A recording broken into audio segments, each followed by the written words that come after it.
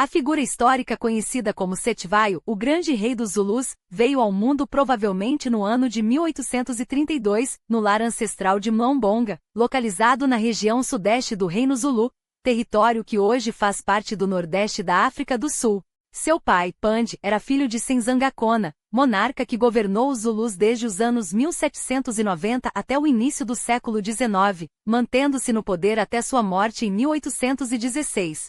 Assim como a maioria dos líderes Zulus, o reinado de Senzangakona foi marcado por constantes disputas internas, muitas vezes instigadas por membros de sua própria família. Na época do nascimento de Cetvaio, Pandje já vivia à margem da corte Zulu, uma vez que seu meio-irmão, Dingane, havia usurpado o trono em 1828 por meio de violência, um ato que Pandje nunca aceitou plenamente. Sua mãe, Bibi, pertencia à linhagem real dos Zungu, um clã de prestígio entre os Zulus. Embora a poligamia fosse prática comum e os reis tivessem inúmeras esposas, Bibi ocupava a posição de Nkosi Kazi-Nkulu, a grande esposa, título concedido com base no status familiar ou no pagamento de um ilobolo substancial, espécie de dote que garantia influência e legitimidade aos filhos. Por ser filho da união de Pandje com sua esposa principal, Cetvaio desfrutava de um lugar de destaque entre os herdeiros, embora algumas fontes sugiram que seu nascimento possa ter ocorrido entre 1826 e 1827, datas consideradas improváveis pelos historiadores. O nome Cetvaio, que significa o difamado ou o caluniado em Zulu, já anunciava um destino marcado por controvérsias. Ele nasceu em um reino ainda jovem, mas em rápida ascensão. Os Zulus, povo de origem Nguni e parte do vasto grupo Banto que dominava grande parte da África ao sul do Lago Vitória, devem seu nome a um líder do século XVIII chamado Zulu. No entanto, foi sob o comando do jovem guerreiro Shaka, nas décadas de 1810 e 1820, que se transformaram em uma potência regional. Shaka revolucionou o exército Zulu, implementando um sistema de recrutamento obrigatório, táticas militares inovadoras e a organização em regimentos, o que lhe permitiu conquistar um vasto território entre os rios Tugela e Pongola, no atual Nordeste sul-africano. Apesar de seu poderio, a sociedade Zulu era profundamente instável. Dividida em kraals, aldeias ou omestiades, onde chefes locais acumulavam riqueza em gado e recursos, a lealdade era um jogo constante de alianças e traições. O próprio Shaka, arquiteto da grandeza Zulu, foi assassinado por seus meio-irmãos em 1828, um padrão de conflitos internos que se repetiria ao longo do século XIX. Pandje, meio-irmão de Shaka, opôs-se a Dingane e foi forçado ao exílio na década de 1830, demonstrando como o poder no reino Zulu era descentralizado. Embora os chefes regionais gozassem de certa autonomia, deviam obediência, serviço militar e tributos ao rei, geralmente pagos em gado e colheitas. Pouco se sabe sobre a infância pessoal de Cetvaio, mas o contexto político que o cercava era turbulento. Ainda criança, com apenas 6 ou 7 anos, ele testemunhou a última investida de seu pai para derrubar Dingane. Pandje não agiu sozinho, contou com o apoio de aliados Zulus e, crucialmente, de centenas de Boers, colonos de origem europeia que chegavam à região armados com rifles e tecnologia militar superior. Essa aliança seria decisiva. Em 29 de janeiro de 1840, na Batalha de Makongo, em Zululândia, as forças de Pandje derrotaram Dingane, que fugiu e foi morto por guerreiros Savi e Nadivande. Com isso, a Primeira Guerra Civil Zulu chegou ao fim, e Pandje foi coroado rei.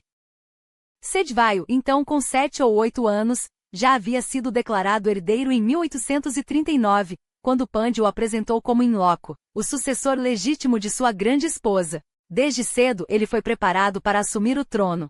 Em 1850, aos 18 anos, ingressou no Ibuto, um regimento de elite composto por jovens guerreiros da nobreza Zulu, um rito de passagem obrigatório para qualquer futuro monarca, já que o rei deveria ser, acima de tudo, um líder militar. 2 anos depois, seu regimento entrou em combate contra os Savis, povo vizinho com quem os Zulus mantinham tensões na década de 1850. Foi nesse período que Cetvaio travou amizade com Miamana Buthelezi, um Induna, chefe do clã Buthelezi, que se tornaria seu principal conselheiro nos anos seguintes.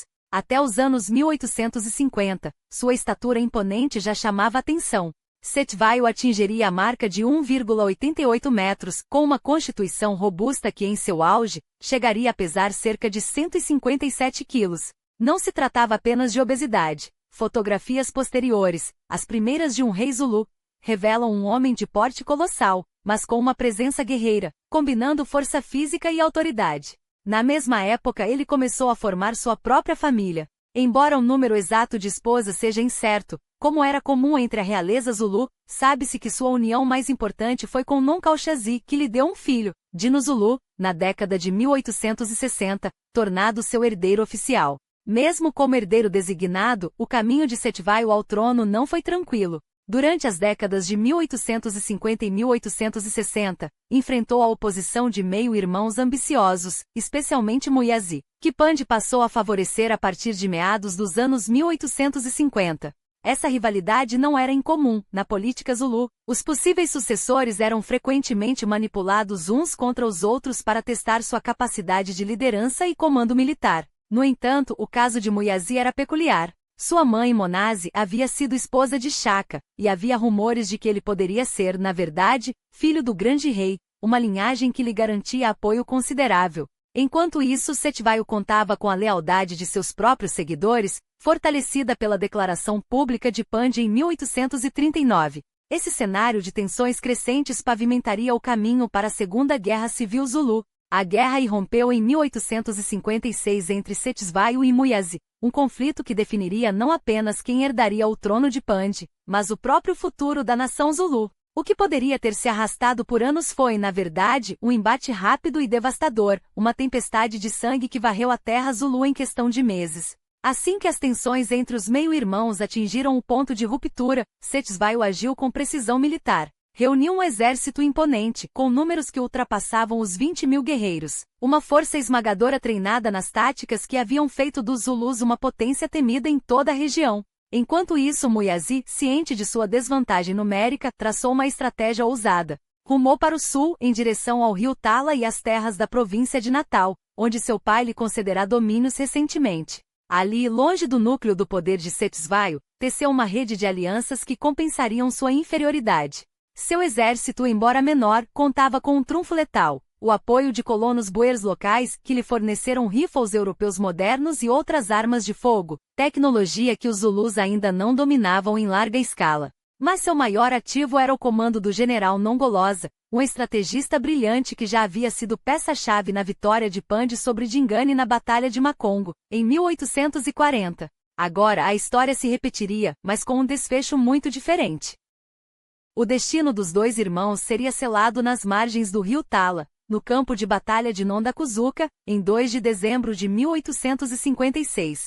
O choque foi tão violento que a terra parece ter tremido sob os pés dos combatentes. Milhares de Zulus caíram em um único dia, seus corpos empilhados de forma tão macabra que o local próximo à foz do rio ficou conhecido como Matambo, o lugar dos ossos. Entre os mortos estava Muyazi, cujo corpo jamais foi recuperado, varrido pelas águas ou devorado pelos abutres que circundavam o campo de batalha. Quando a poeira baixou, Cetvaio emergiu vitorioso, não apenas como herdeiro inconteste, mas como verdadeiro poder por trás do trono.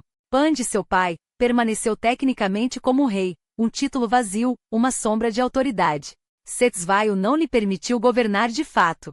Em um gesto de desdém calculado, passou a se referir a ele como Ivana, o velhinho, uma humilhação pública que deixava claro quem agora detinha o controle absoluto sobre Zululândia. A vingança de Cetvaio não se limitou às palavras, ele purificou a corte de qualquer vestígio de lealdade a Muyazi, executando ou exilando seus apoiadores. O reino, antes dividido, agora se curvava a um único comandante. Por mais sangrentas e caóticas que tenham sido as guerras civis Zulus das décadas de 1850 e 1860, elas não eram uma anomalia, mas sim a expressão mais pura de uma tradição política Zulu forjada no fogo da competição e da sobrevivência. Desde os dias de Shaka, o poder nunca fora transferido pacificamente, era conquistado, arrebatado, defendido com lâmina e astúcia. O que era normal, no entanto, eram os ventos que sopravam do sudoeste, trazendo consigo uma ameaça de natureza muito diferente. Enquanto os Zulus se digladiavam entre si, forças externas começaram a se infiltrar em seu mundo de maneira cada vez mais agressiva, redefinindo as regras de um jogo que eles nem sequer sabiam que estavam jogando. A África do século XIX ainda não havia sido devorada pela colonização europeia na mesma escala que as Américas nos séculos anteriores. O clima hostil, as doenças tropicais e a resistência das populações locais haviam limitado a presença estrangeira entre postos comerciais e pequenas colônias costeiroas.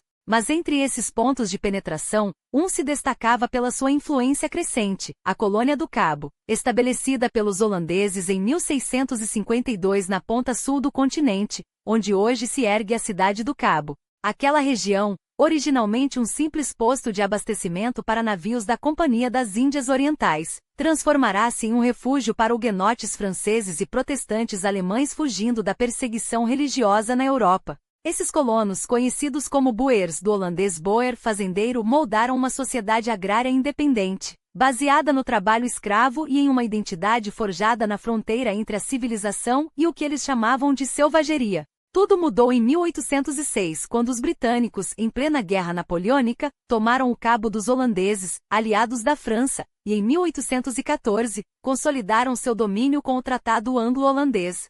Foi o início de um século de conflitos que abalaria os alicerces de toda a África Austral, com repercussões diretas sobre o reinado de Cetisvaio e o futuro de Zululândia. Os boers, acostumados a uma autonomia quase absoluta, viram-se súbitos súditos de uma coroa distante que impunha leis estranhas, aumentava impostos e, em 1834, aboliu a escravidão, um golpe devastador para uma economia que dependia de cerca de 35 mil escravos, em uma população boer que mal ultrapassava 30 mil almas. A resposta foi inevitável. Em 1836, milhares de boers abandonaram a colônia do Cabo em uma migração épica conhecida como Die Grote Trek, a Grande Jornada. Rumando para Nordeste em direção ao rio Orange e além, esses voortrekkers, ou pioneiros, estabeleceram novos estados independentes, livres da influência britânica. A República de Natália foi a primeira, seguida pela República Sul-Africana, Transvaal, e pelo Estado Livre de Orange. Paralelamente surgiram comunidades grieva, mestiços de boers e africanos que também buscavam seu espaço nesse território em disputa. Mas a expansão boer não ocorreu sem resistência. Os Zulus, como a potência dominante da região, foram os primeiros a se chocar com esses novos invasores. Curiosamente, no entanto, algumas alianças também floresceram. Pandje, pai de Cetisvaio, havia se aliado a líderes boers como Andries Pretorius em 1839, unidos por um inimigo comum, a expansão britânica. O problema era que assim que os voortrekkers começaram a se estabelecer ao nordeste do Cabo, os britânicos também avançaram na mesma direção, determinados a neutralizar qualquer ameaça à sua hegemonia. Em 1843, anexaram a República de Natália e a transformaram na colônia britânica de Natal, um território que agora fazia fronteira direta com Zululândia.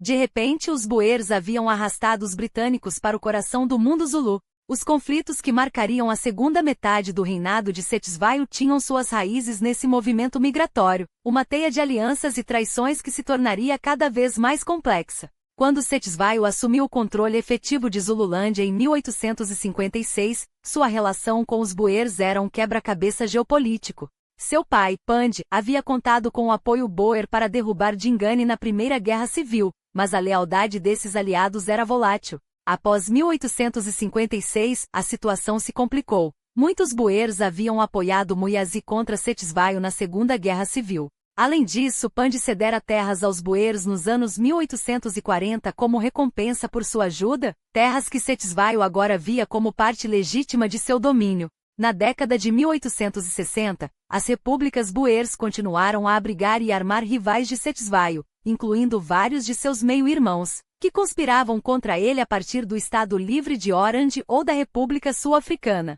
Diante desse cenário, Cetisvaio adotou uma postura ambivalente. Não podia se dar ao luxo de alienar todos os boers, pois alguns grupos ainda o cortejavam, buscando concessões de terra em troca de apoio. Era um jogo perigoso. Enquanto negociava com uns, precisava conter outros que financiavam e protegiam seus inimigos. A situação se agravava com a instabilidade interna. Nos anos 1860, dois de seus meio-irmãos, Monga e Umamu, emergiram como ameaças persistentes. Monga, em particular, encontrava refúgio entre os boers do Transvaal, onde Cetisvaio tinha pouco poder para alcançá-lo. Umamu, por sua vez, oscilava entre a lealdade e a rebelião, uma peça móvel em um tabuleiro já caótico. Para neutralizar essas ameaças, Cetisvaio recorreu a uma combinação de força e manipulação. Ofereceu a rivais poderosos como Monga terras nas fronteiras de Zululândia, onde eles teriam que lidar diretamente com os boers do Transvaal, uma tática que, na melhor das hipóteses, os enfraqueceria e na pior, os eliminaria. Mas mesmo essas manobras não eram suficientes. A pressão externa crescia, e o equilíbrio de poder na região estava prestes a se romper de vez. O que Cetshwayo ainda não sabia era que, além dos boers e dos britânicos, uma nova força começava a se mover nas sombras, e ela traria consigo uma devastação como nenhuma outra que Zululândia já vira. Enquanto Cetshwayo consolidava seu poder com mãos de ferro, eliminando sem hesitar até mesmo meio-irmãos rivais e suas próprias mães quando a ambição ameaçava sua autoridade, a Zululândia permanecia um barril de pólvora pronto para explodir. Mesmo nos anos 1870, quando tudo parecia sob controle, faíscas de rebelião ainda ameaçavam incendiar o reino. O sistema político Zulu, por natureza instável, era um jogo de lealdades frágeis, onde a traição e a guerra civil estavam sempre à espreita, prontas para rasgar o tecido de poder que o novo rei tecia com tanto esforço. Mas enquanto Cetshwayo se preparava para herdar o trono que lhe era de direito, um evento a centenas de quilômetros dali estava prestes a reescrever o destino de toda a África Austral. Em 1867, um adolescente de 15 anos chamado Erasmus Jacobs, filho de colonos boers estabelecidos às margens do rio Orange, encontrou o que parecia ser apenas uma pedra brilhante entre os seixos do leito seco. Seu pai, Daniel, desconfiou que aquilo não era um mero seixo e estava certo. A pedra, examinada por um homem chamado John O'Reilly, revelou-se um diamante de qualidade excepcional, vendido por 500 libras na colônia do Cabo, uma fortuna na época. A notícia se espalhou como fogo em palha seca. Em poucos anos, a região de Kimberley transformou-se no epicentro de uma febre sem precedentes. Milhares afluíram em busca de riqueza, entre eles um jovem ambicioso chamado Cecil Rhodes, cujo nome logo se tornaria sinônimo de poder e dominação na África. Rhodes não apenas enriqueceu com os diamantes, ele os transformou em arma, manipulando o mercado global através da De Beers, a empresa que fundou. A descoberta não foi apenas um golpe de sorte para aventureiros, foi o estupim que acelerou a expansão britânica, arrastando a Zululândia para um turbilhão do qual não poderia escapar. Para os estrategistas em Cape Town, o momento era propício. O Império Britânico, já em plena era do imperialismo, via na África Austral um tabuleiro a ser dominado. A França disputava territórios, a Ásia era forçada a abrir suas portas, e a África tornava-se o prêmio maior na corrida colonial. O modelo estava claro. Assim como o Canadá, uma terra de colônias divididas, línguas rivais e povos nativos, fora unificado em 1867 sob a bandeira britânica, o mesmo poderia, e deveria, ser feito no sul do continente. A colônia do Cabo, as repúblicas boers e os reinos africanos, como o de Cetshwayo, poderiam ser fundidos em um único domínio sob a coroa. E com isso, o controle absoluto sobre as riquezas que agora jorravam de Kimberley. Mas essa ambição tinha um preço. E o Zulu, sem saber, estava prestes a pagá-lo em sangue. Em outubro de 1872, o velho rei Pandey finalmente sucumbiu, aos 70 e poucos anos, após 3 décadas no trono. Era o momento que Cetshwayo aguardava há anos. Sem perder tempo, convocou os chefes Zulus para uma assembleia solene, onde sua ascensão foi formalmente proclamada. Mas o novo rei não se contentaria com uma coroação simbólica. Ele precisava de algo mais concreto, o reconhecimento britânico. 15 anos antes, em 1861, um homem havia deixado uma marca indelével na história Zulu. Theophilus Shepstone, um britânico que chegará à colônia do Cabo ainda criança e se tornará uma figura central na fronteira de Natal, visitará a Zululândia e sairá impressionado com o jovem Cetshwayo. Os guerreiros Zulus, em trajes de batalha, não o intimidaram, pelo contrário, ganharam seu respeito, e lhe deram um nome, Sontseu, o caçador negro famoso. Agora, em 1873, Cetshwayo enviou um emissário a Shepstone, convidando-o a testemunhar sua coroação. Quando o britânico chegou em agosto, encontrou um fato consumado. O luto por Pandey havia terminado, e Cetshwayo já fora coroado em julho. Mesmo assim, uma segunda cerimônia foi realizada, desta vez com Shepstone presente, selando não apenas a legitimidade do novo rei, mas também a sombra cada vez maior que Londres projetava sobre a Zululândia.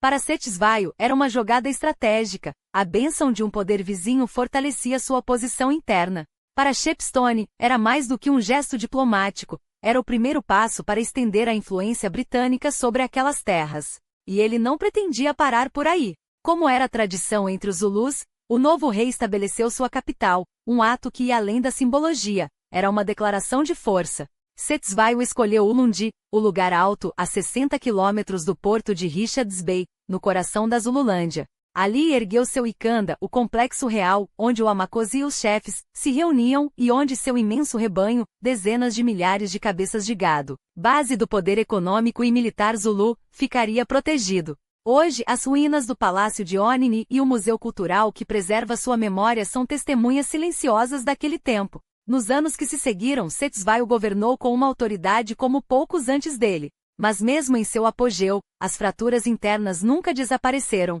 No final de 1877 e início de 1878, facções dissidentes quase mergulharam o reino em mais um banho de sangue. O rei esmagou a revolta com rapidez, mas o incidente era um lembrete cruel. Enquanto ele lutava para manter a coesão de seu povo além das fronteiras, as forças que o ameaçavam cresciam em poder e audácia. E uma delas, em particular, estava prestes a fazer seu movimento. O exército que Cetshwayo herdou não era uma força qualquer.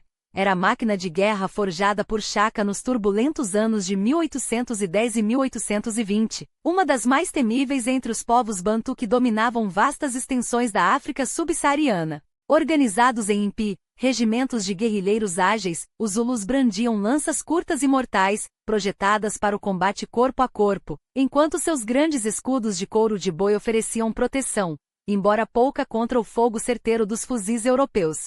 Sua tática predileta, a formação chifres de búfalo, era uma obra-prima de estratégia. As asas do exército avançavam como garras, envolvendo o inimigo em um cerco letal antes que a força principal desferisse o golpe final. Mas Cetshwayo não se contentou em repetir o passado. Nos anos 1870, enquanto o fogo das armas modernas já queimava os campos de batalha da África Austral, ele moveu peças para equipar seus impi com o poderio que faltava. A corrida aos diamantes de Kimberley e o surgimento das repúblicas boeres haviam inundado a região com fuzis, e os Zulus, astutos, souberam aproveitar. Através de intermediários como John Dunn, um caçador e comerciante de fronteiras que se tornou conselheiro do rei, Cetshwayo burlou o embargo britânico à venda de armas para nativos.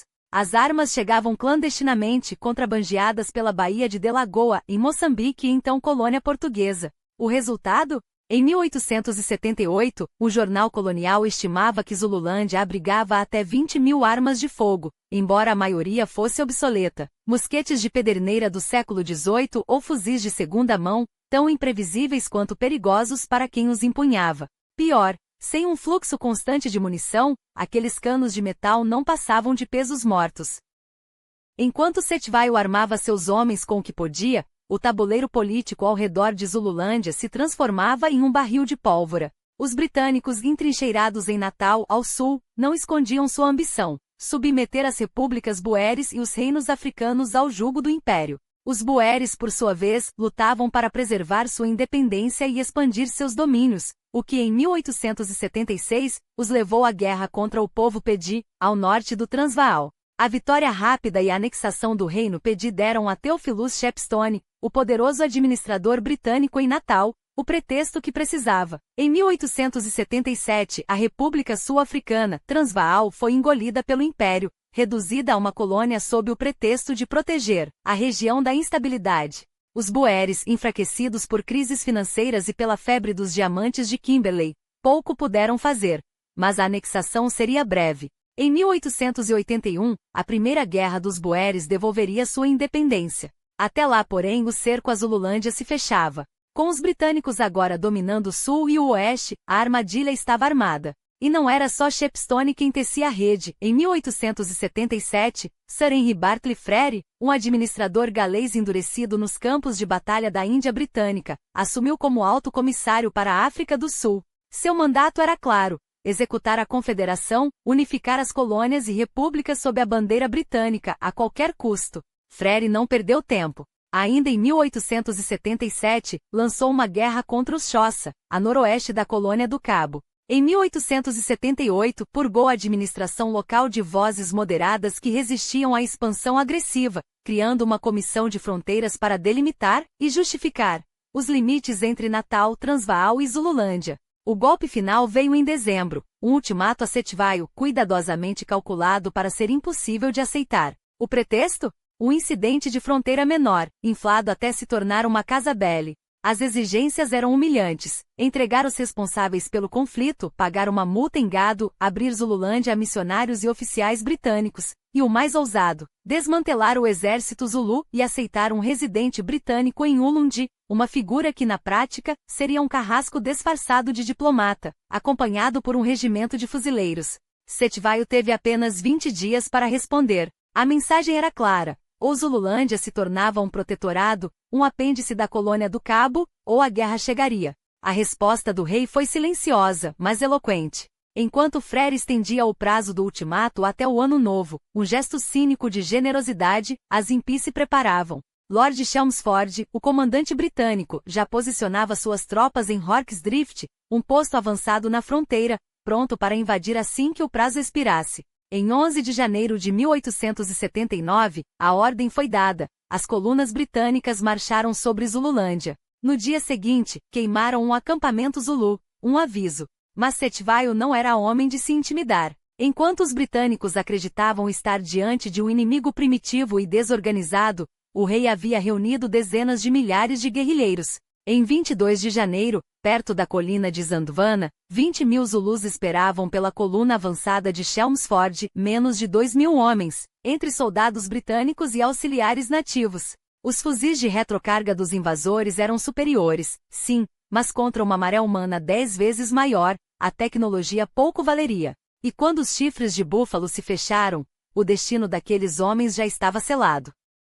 Enquanto as forças de Chelmsford eram esmagadas em Zandvana, um drama igualmente épico, mas com um desfecho radicalmente diferente, desdobrava-se a poucas milhas dali, na estação missionária de Rorke's Drift. Naquele mesmo 22 de janeiro, enquanto o sol se punha sobre os corpos dos soldados britânicos abatidos na colina, um punhado de homens, apenas 139 fuzileiros e alguns auxiliares nativos, preparava-se para enfrentar o que parecia ser um destino inevitável. Os tenentes John Shard e Gonville Brogniard, alertados pela fuga desesperada dos sobreviventes de Zandvana, tiveram poucas horas para transformar uma estação precária em uma fortaleza. Barricadas foram erguidas com sacos de milho e caixotes, as paredes foram reforçadas e os homens, cientes de que a morte os esperava, apertaram as baionetas e verificaram as munições pela última vez. Às 16h30, o inferno desceu sobre eles. Ondas de guerrilheiros Zulus, inflamados pela vitória em Zandvana, avançaram em formação de chifre de búfalo,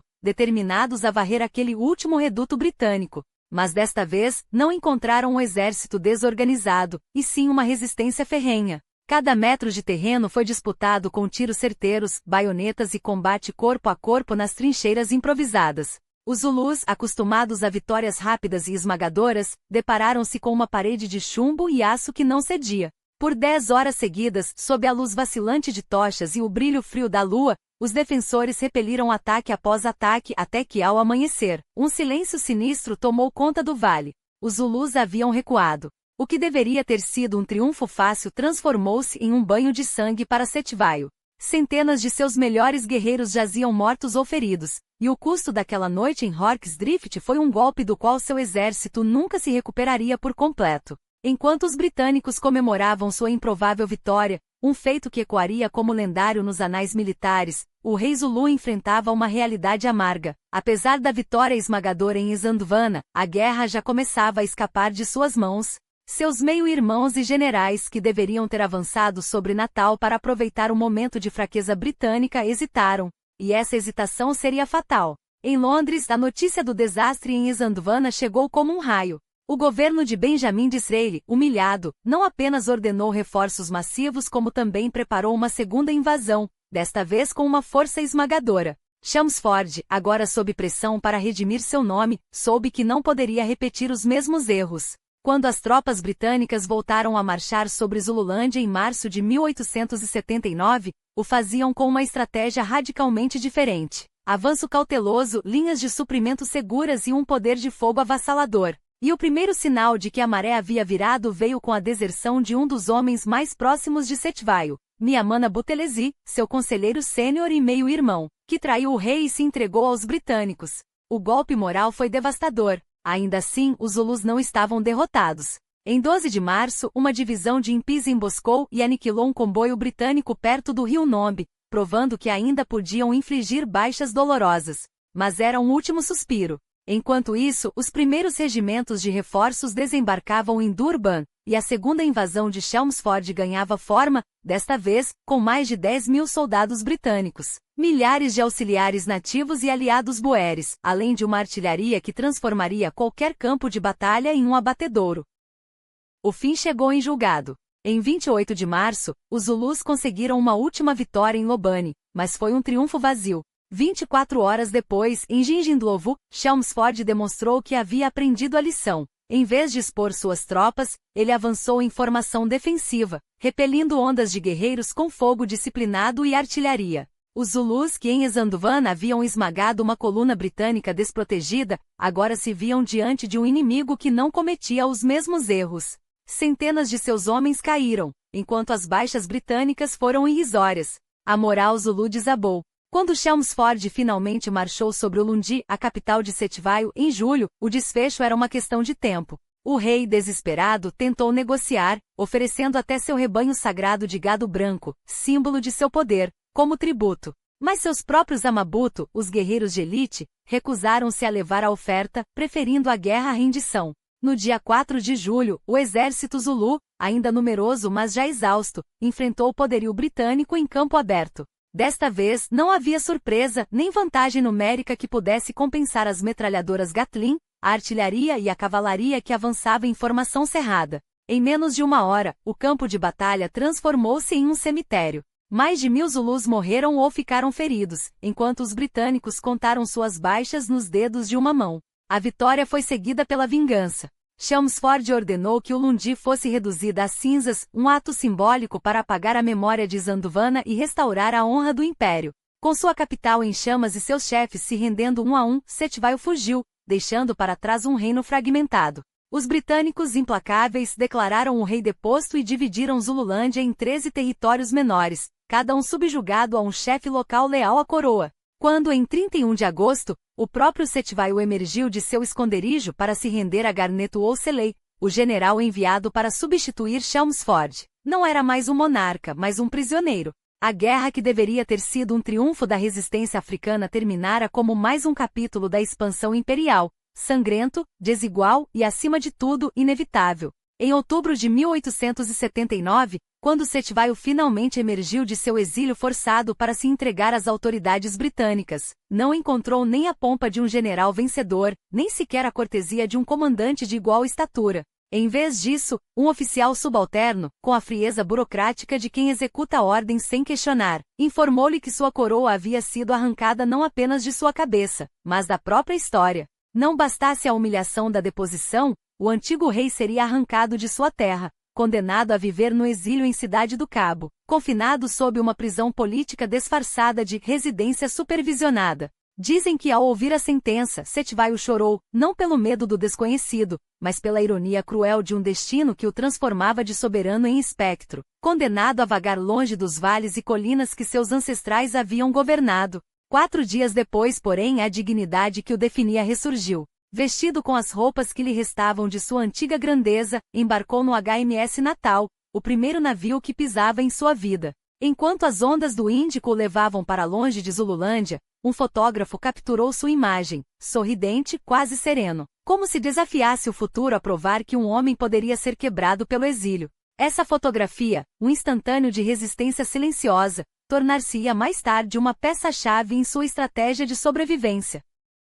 Em Cidade do Cabo, Cetvaio foi confinado no Castelo da Boa Esperança, fortaleza erguida pelos holandeses no século XVII como símbolo de dominação estrangeira. Ali, entre paredes que ecoavam séculos de conquista, ele reconstruiu o que podia de sua corte, um pequeno círculo de nobres Zulus que, leais até o fim, escolheram acompanhá-lo no desterro. Esse grupo de guerreiros destronados poderia ter se deixado apodrecer na obscuridade, não fosse pela tempestade que se avizinhava. Porque a África do Sul, em sua agonia pós-guerra, recusava-se a se curvar. Mal Cetvaio partirá, e Zululândia já ardia em revoltas.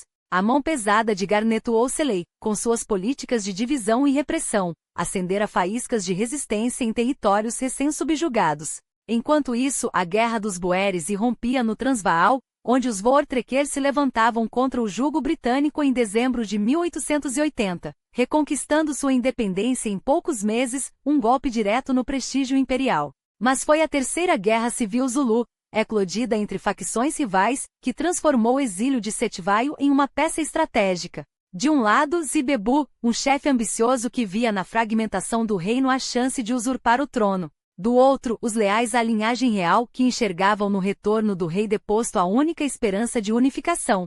O caos era tão profundo que até os administradores britânicos, acostumados a manipular divisões étnicas, viam seu controle sobre Zululândia escorregar como areia entre os dedos. E foi nesse vácuo de poder que Cetshwayo, longe de ser um prisioneiro passivo, começou a tecer sua volta. Poucos líderes africanos da época demonstraram tamanha habilidade em navegar pelas águas traiçoeiras da política europeia. Enquanto os colonizadores o subestimavam como um selvagem domesticado, ele estudava seus adversários com a precisão de um jogador de ubongveti, o jogo Zulu de estratégia onde cada movimento conta. Sua oportunidade chegou com a queda do governo conservador de Benjamin Disraeli em 1880, substituído pelo liberal William Gladstone, cujo ceticismo em relação ao imperialismo agressivo abria uma brecha para negociações. Em agosto de 1882, Cetshwayo desembarcou em Londres não como um suplicante, mas como um estadista em missão. A imprensa britânica, sempre ávida por narrativas de nobres selvagens, abraçou sua causa. Fotografias tiradas por Alexander Bassano, retratos em que aparecia trajado com casaca e gravata, a imagem perfeita do monarca civilizado, que os vitorianos adoravam idealizar, circularam pelos jornais, reforçando a ideia de um homem injustiçado pela ganância colonial. Sua residência em Melbury Road, no elegante bairro de Holland Park, tornou-se um palco. A cada aparição na janela, multidões se reuniam para aclamá-lo, transformando o exílio em um ato de resistência simbólica. Mas Cetshwayo não estava ali para ser uma curiosidade exótica. Seu objetivo era claro: convencer o governo britânico de que sua restauração não era apenas justa, mas necessária. Enquanto ministros como o Conde de Kimberley, secretário de Estado para as colônias, começavam a enxergar nele um aliado contra o caos em Zululândia, o rei deposto preparava seu golpe mestre, uma audiência com a própria Rainha Vitória. O encontro, marcado para 14 de agosto de 1882, não ocorreu em Londres, mas na reclusão de Osborne House, na ilha de Wight, um detalhe que sublinhava o quão incômoda era sua presença para a coroa. Entre os presentes estavam oficiais que haviam lutado contra ele na guerra, criando uma tensão palpável. Vitória, porém, surpreendeu-se. Em seu diário, anotou: reconheci nele um grande guerreiro que lutou contra nós, mas agora alegro-me que sejamos amigos. Aquelas palavras selaram seu destino. Gladstone, pressionado pela opinião pública e pela conveniência estratégica, autorizou seu retorno, embora não sem condições.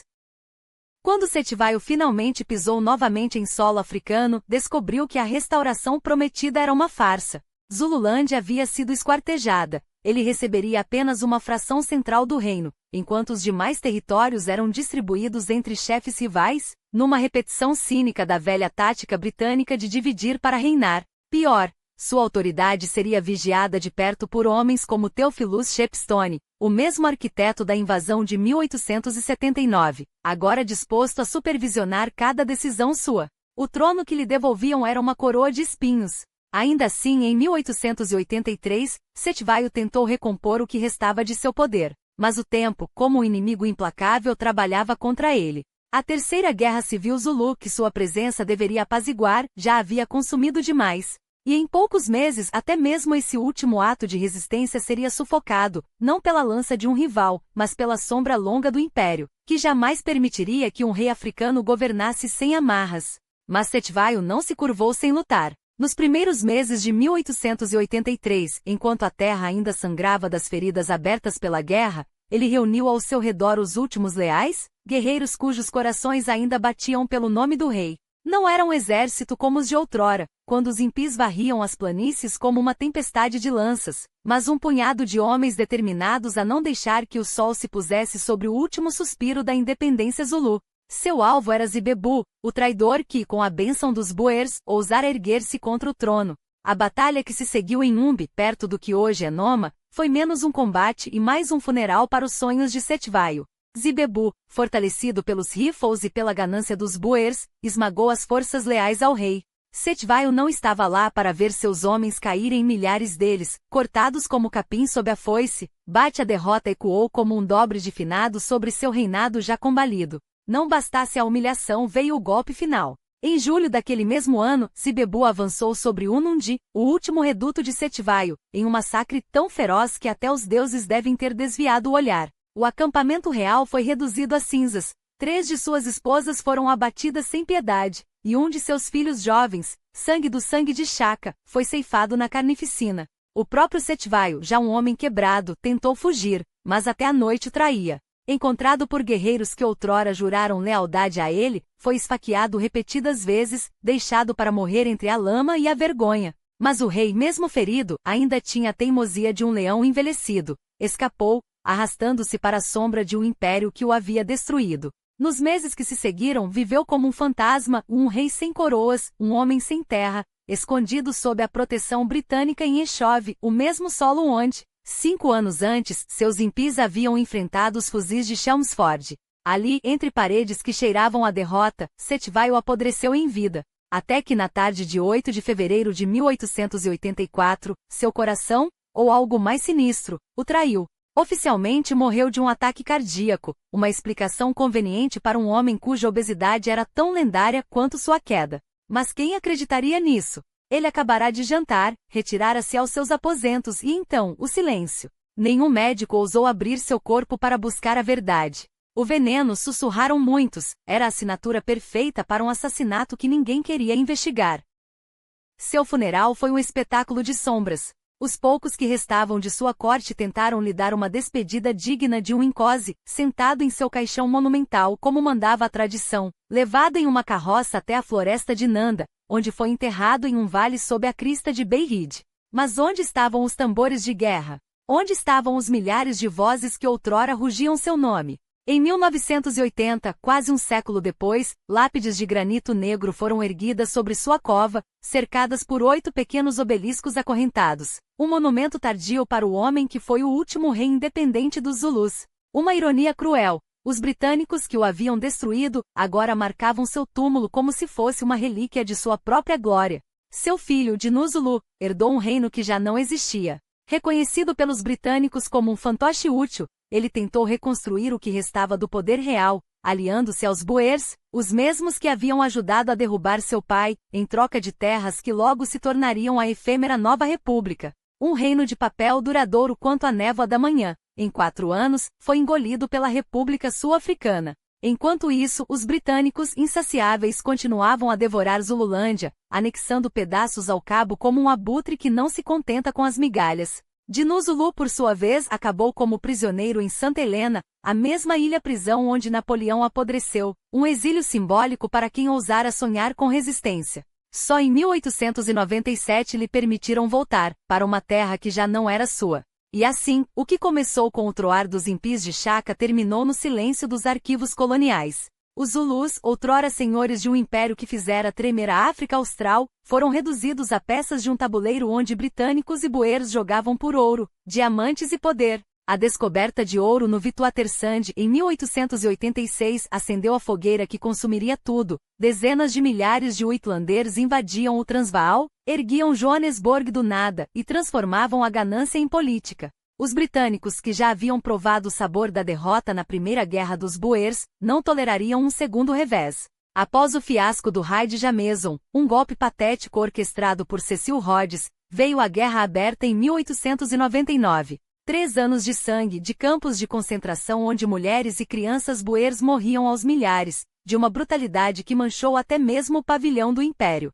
Quando tudo acabou, em 1902, os Zulus já não eram mais donos de seu destino. Alguns lutaram ao lado dos Boers, outros foram recrutados como auxiliares pelos britânicos. Ironia amarga para um povo que décadas antes, havia enfrentado sozinho os fuzis de Rorke's Drift. Em 1910, a União Sul-Africana nasceu das cinzas das repúblicas Boers e das colônias britânicas. Um monstro de 4 cabeças onde Zululândia não passava de uma memória inconveniente. Settvaio, então, foi mais do que um rei, foi o último suspiro de uma era. Governou em tempos em que a traição era moeda corrente, onde irmãos se degolavam por um pedaço de poder, e onde até os mais leais se curvavam diante do ouro ou das balas estrangeiras.